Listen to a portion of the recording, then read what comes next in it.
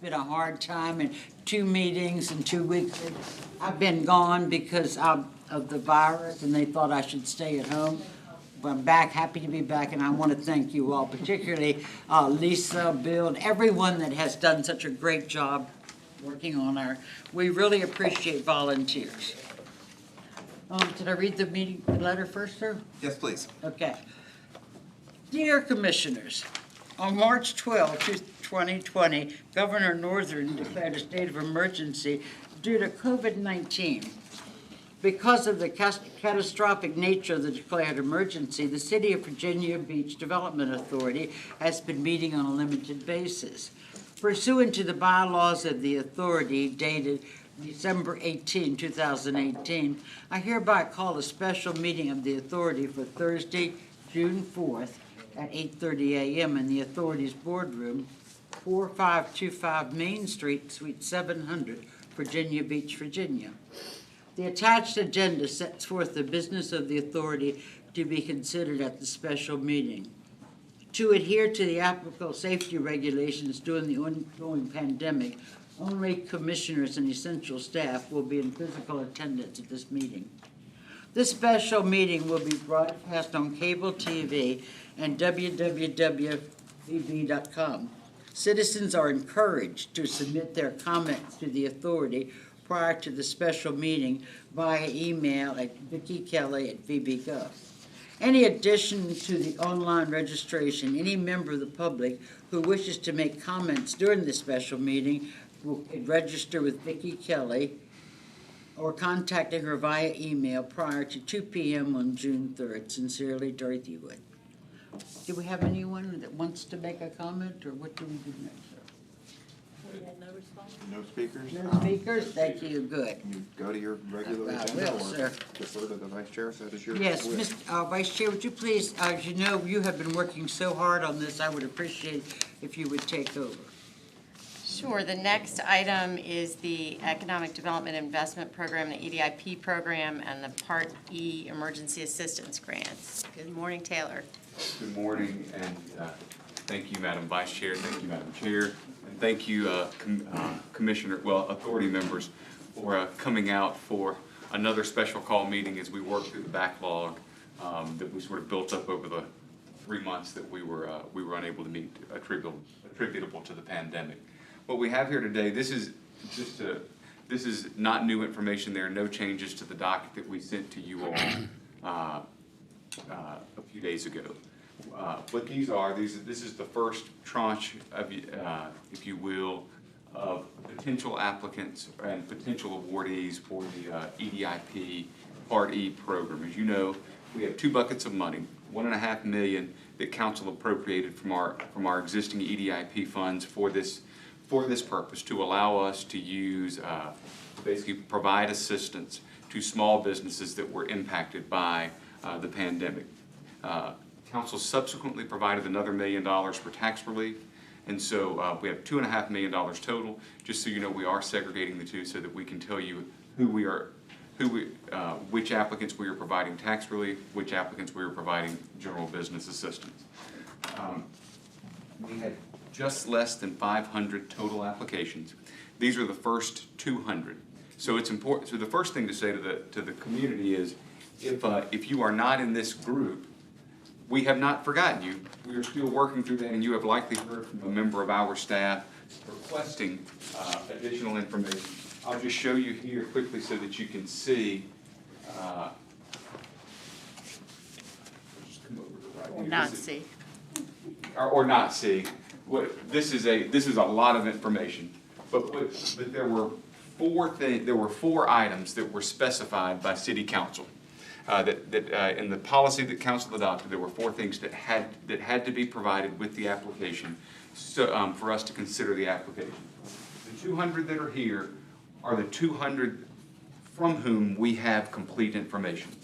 Everyone else, it means there's at least one thing that we're missing, and our team is working through that group of 300 now with the idea that we'll now be presenting you a docket of as many of these as we can get ready at your regular meeting each month until we have exhausted these funds. I want to take a moment before I go any further and commend Jeff Smith on my team, who has who has led this effort for us internally. Jeff's in the back of the room.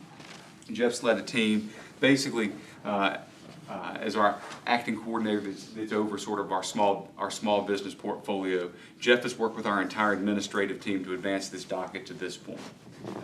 There were control points along the way. We had one group of employees do the initial review for completeness. We had a different group, actually a third party.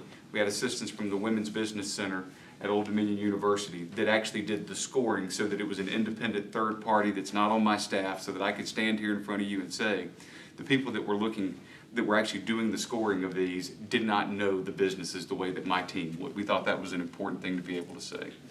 One thing further that we want to be able to say as it relates to this docket, my team are great economic developers. All of our processes are set up for that function. We are not set up to be auditors.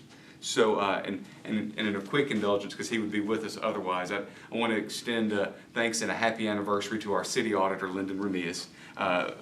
Lyndon would be with us this morning and will likely be with us on the 16th, but it's his anniversary, and so, you know, happy anniversary, Lyndon. But the other piece of that is, so we talked to Lyndon, and also want to thank Ms. Murphy for her assistance in sort of talking this program through as Lyndon and I work this out. What will happen today,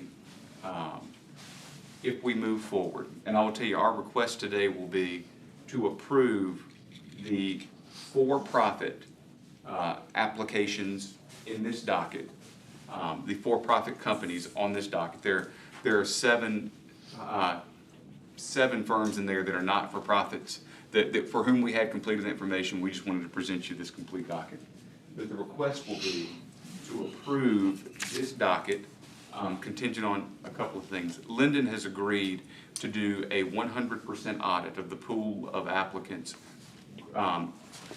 greater than $9,000. So basically, every completed application that is in this portfolio above $9,000 will be reviewed by the city auditor to ensure, one, that the applicant is not if they are asking for rent assistance, we want to make sure that the applicant is not related to the landlord, that those are not connected entities.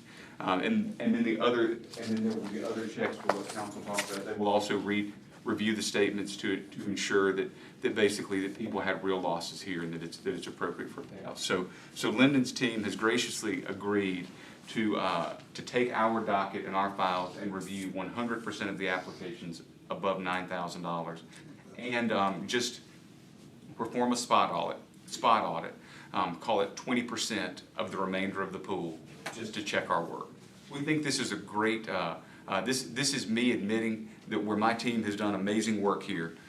We want to make sure that the authority is protected and that we're doing everything we possibly can to ensure that we have administered this program fairly and effectively and in a way that can benefit the entire community.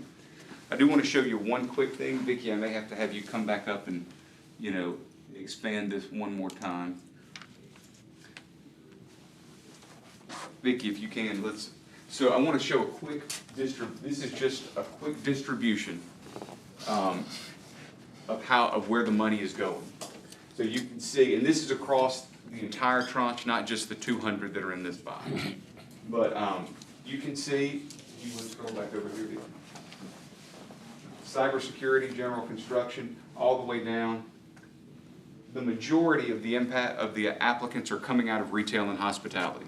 That aligns almost exactly with the data that we are seeing from the national economic data that we are seeing, the state, and also the anecdotal survey data that we have gathered here locally supports this distribution. So we were happy to see that our data aligned with what we found in the applicant pool. Also, I won't go through all this, but if you could scroll down to right here, Vicki. There's been a lot of concern about making sure that that this money is spread across the system. So Jeff did a great job of actually breaking down this pool by zip code. So I'm not going to deny 451 is getting basically has 60 applicants in this pool. But I think it's important to note that there is a broad distribution across the remainder of the city. So we can tell you that this assistance that you are providing will benefit every council district, will benefit every part of the city. So this is, I'll read these. This is 464, 462, so 26 out of 462, 11 out of 456, 17 out of 455, that's gonna be Shore Drive Corridor and Bayside, 454 with 29, 453 with 10, and then 452 with 36. And so what's important to note, we know, we do see that there are 60 that we are advancing specifically related to 451, so basically the oceanfront zip code. It's important to note that that is, right at a quarter of the pool that or just more than a quarter of the pool that we're bringing to you today. And so we think it's important to be able to show that this program is already benefiting the entire community. That is really all that I have, unless you all have questions for me. But once again, I appreciate your consideration of this. I can tell you, hearing from Jeff and from other members of my team that are talking to these businesses, this assistance is desperately needed right now. We show that they're working with our colleagues at the Employment Commission, that we've seen just more than 50,000 new filings for unemployment support here in Virginia Beach since March 1st. Now that number has been coming back down, thankfully. The new claims have been declining week over week since March 25th. However, we can tell you that we, particularly in retail and hospitality, we have a number of businesses that are just hanging on and need this support. And so with that, we would advance this for your consideration with the contingencies that we mentioned. Yes, sir.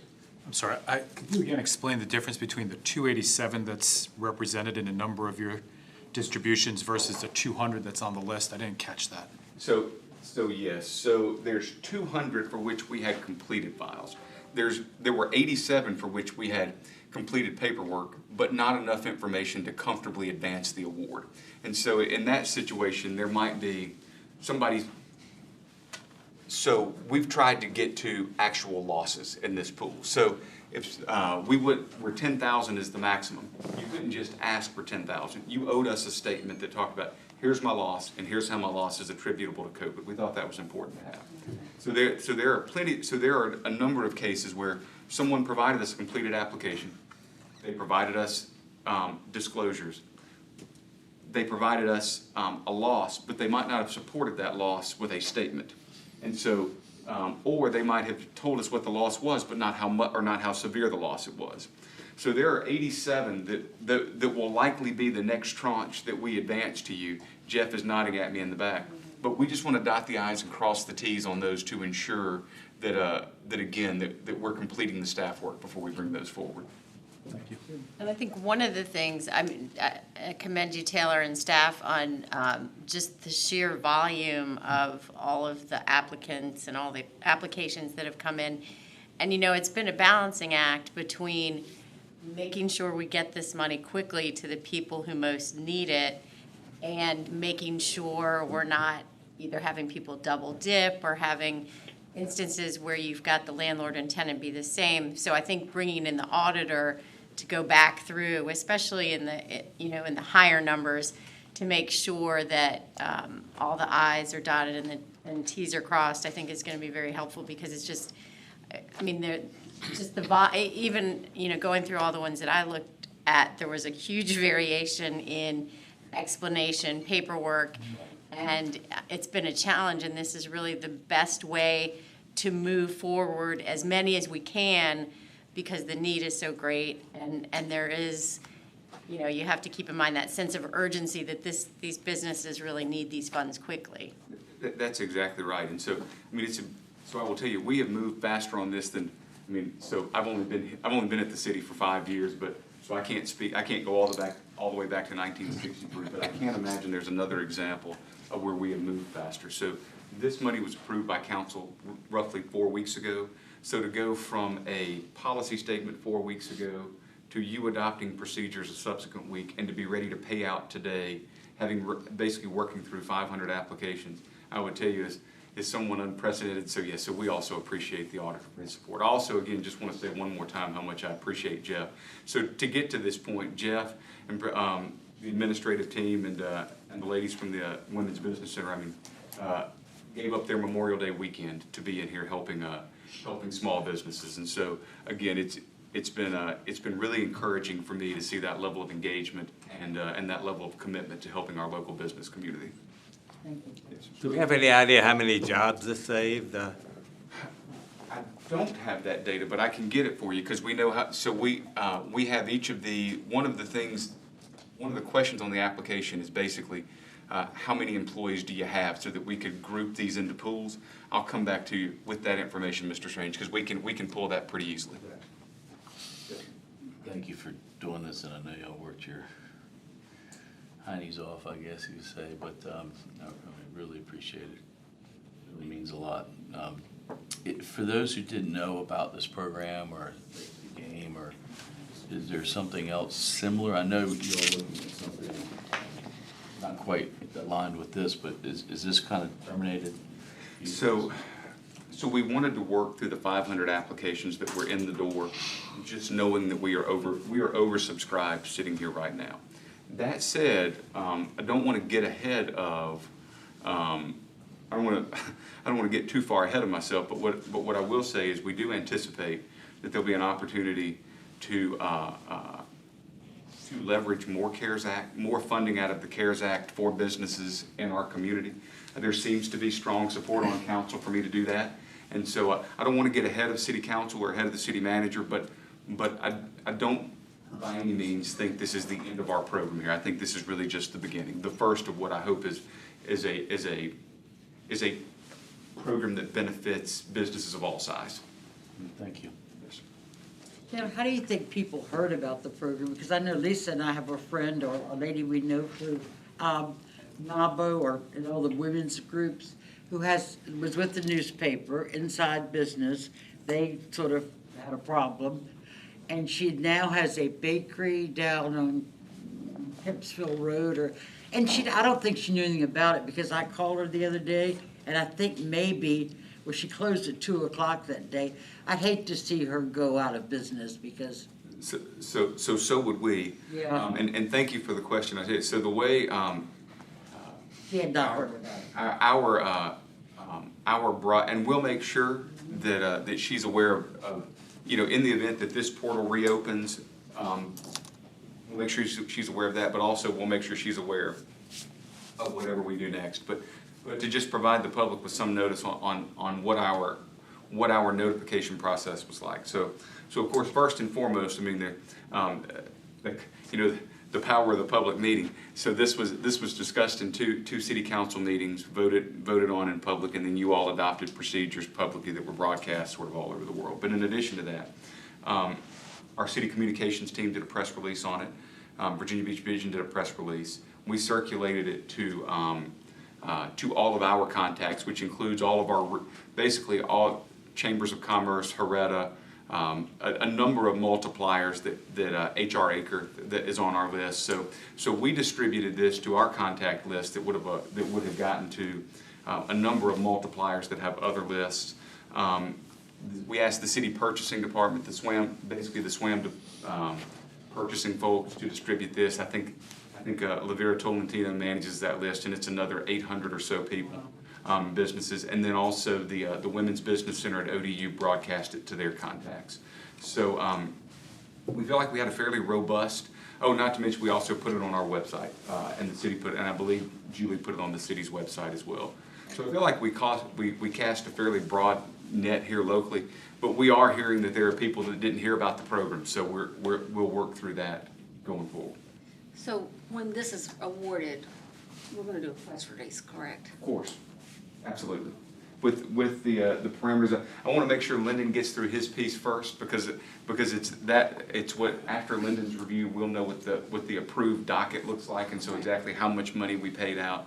But we'll put some measures together. I can tell you, if you were to fund all 200 that are there, that takes you to an average award of $6,913, which is great. because here's the thing, what that means is, and what you all saw when you looked at this, there are a lot of $2,500 and $3,000 requests in here, so we really are getting to businesses that our organization would normally never touch, just because it's in the retail space that it is difficult for us to fairly administer. So we're excited about this opportunity. And I think it's good that we've kept track of the zip code so that we know that the relief is being spread across the city. I mean, obviously, we know there's a need at the oceanfront, but there are small businesses, especially retail and hospitality, all over the city. That's exactly right, and so that is one of the things, it was great because we did not manage that at all. We thought it was important to just sort of review each application as individually and purely and bring the entire docket together, and so to see that we had that distribution really was encouraging. Taylor, is there any idea, do we have any idea about minority businesses, if we were able to? So, as a count at this point, no, just because we've been trying to get to this point. However, as we are working through the pool, we are seeing that there is certainly a high occurrence of micro small in the pool. We'll be back with more data in the I mean, press release to Can we talk tell about. that? I mean, can we Yes. tell that they're minority businesses? We can, yes, ma'am, we can get to that for you. And I don't think we specifically asked that question on the application, but there might be another way to figure it out legally. Oh, one other thing, and before I forget it, I also want to extend thanks to the Commissioner of Revenue. And another safeguard that we did going back to the very beginning is we sent the name of every business that applied to the Commissioner of Revenue, and his team did outstanding work for us in validating that everyone in this pool has a valid business license that is current. Another important safeguard for our community. So we can tell you that these are absolutely Virginia Beach businesses, and they all have current business licenses. And so I just want to thank the Commissioner of the Revenue for his assistance with that. That's exactly right.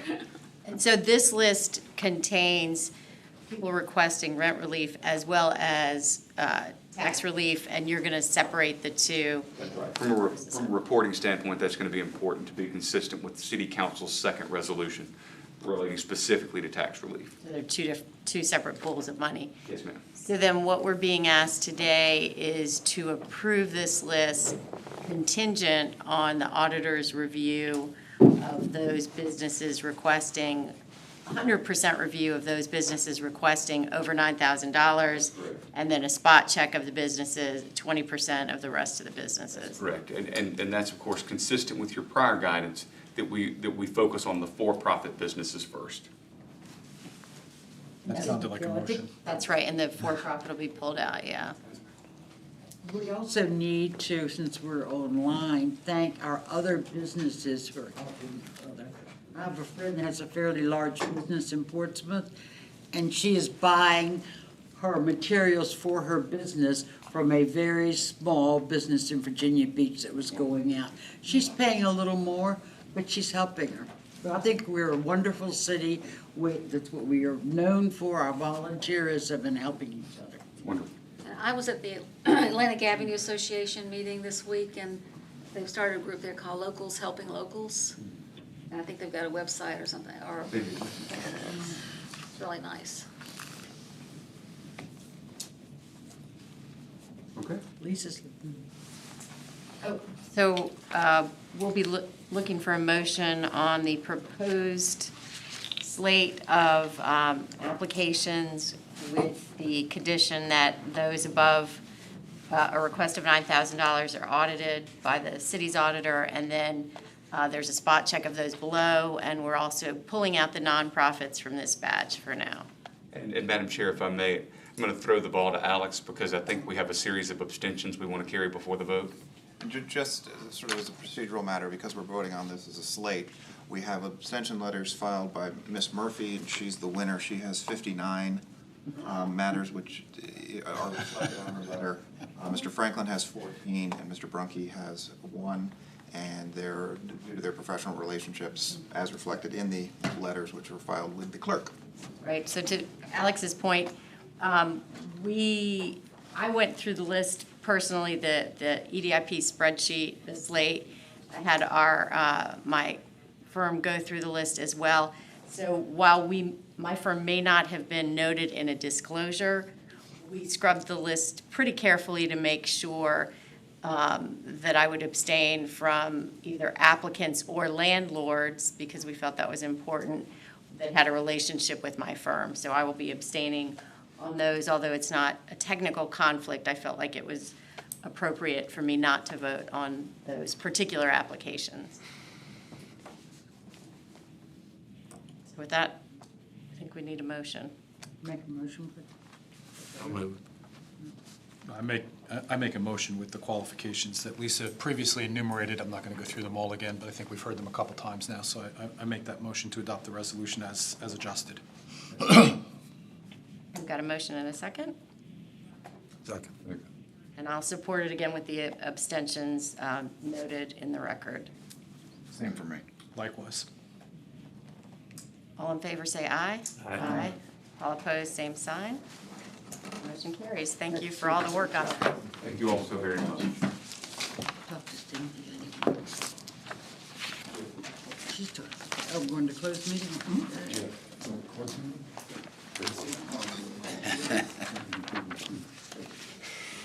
You said you want to read it? I don't do it. What do you want? Okay.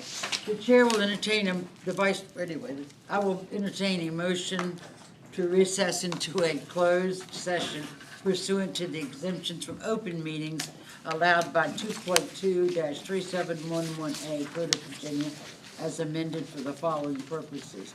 Publicly held properties. Discussion or consideration of the acquisition of real property for a public purpose, or the disposition of publicly held real property where the discussion in open meeting would adversely affect the bargaining position or the negotiating strategy of the public body pursuant to Virginia Code 2.2-3711A3. Discussion of the award of a public contract involving the expenditure of public funds and including interviewers and offerers, and discussion of the terms or scope of such contract where discussion in open meeting would adversely affect the bargaining position or negotiating strategy of the public body. Virginia Code 2.2-3711A29. Have a motion. So moved. Second. William Brown, Yes. William Brunke, Yes. Taylor Franklin, Yes. Peter Mueller, Yes. Lisa Murphy, Yes. Mike Standing. Yes. Joe Strange. Yes. Dot Wood. Yes.